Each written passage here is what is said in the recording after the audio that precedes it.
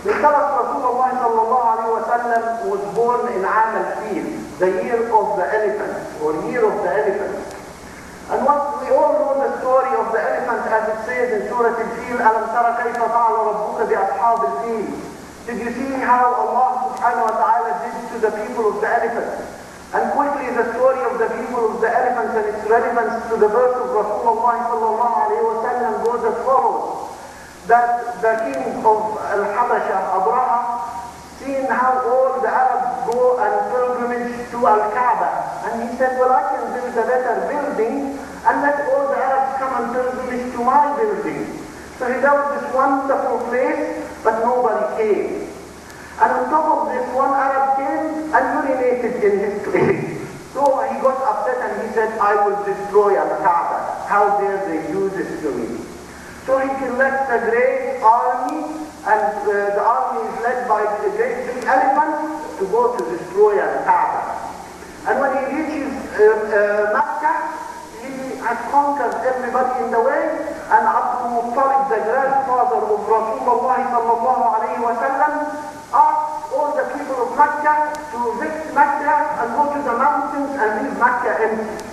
And Abdul Muttalib goes to Abraha and says, I have a request from you. So the assistant of Abraha says, this is Abdul Muttalib, the leader of Quraysh. So he's expecting him to don't destroy Al-Kaaba or don't do this. So what does Abdul Muttalib ask from Abraha? He says, you have taken some of my sheep and camels, I want them back. Abraha is astonished. The leader of Mecca doesn't come.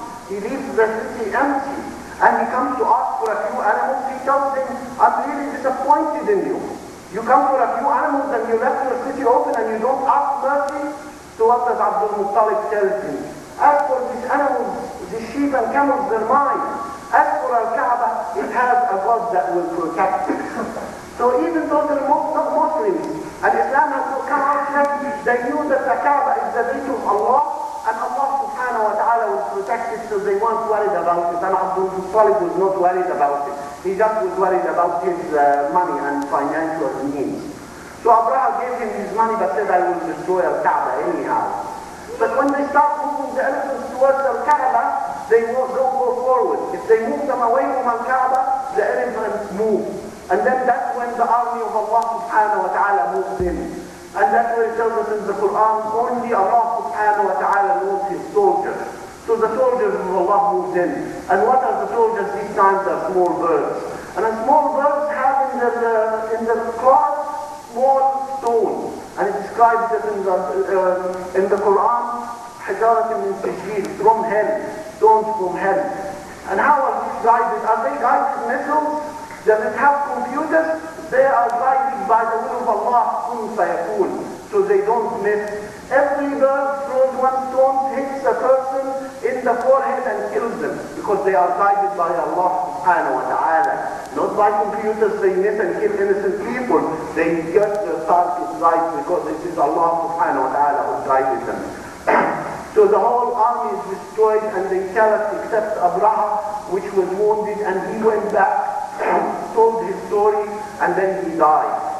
So Allah subhanahu wa ta'ala, the message at the day or at the year of the birth of Rasulullah sallallahu alayhi wa sallam, nobody could destroy Al-Kaaba. That the house of Allah will be protected. And that's what his grandfather said, أَمَّا الْكَعْبَ فَلَهَا رَبٌّ يَحْمِيهَا.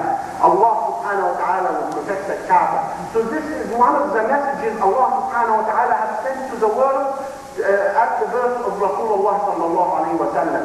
They tell us the message went to two other places. In Persia, the fire they used to worship was lit down, and in Roman Empire, the palace of the Roman Emperor shaped. So all this kind, to the three towers of the world, in Al-Habasha and in Persia and in Romans, the message is, your thrones will be shaken. This is a great moment and a great year, the birth of Rasulullah sallallahu alayhi wa sallam.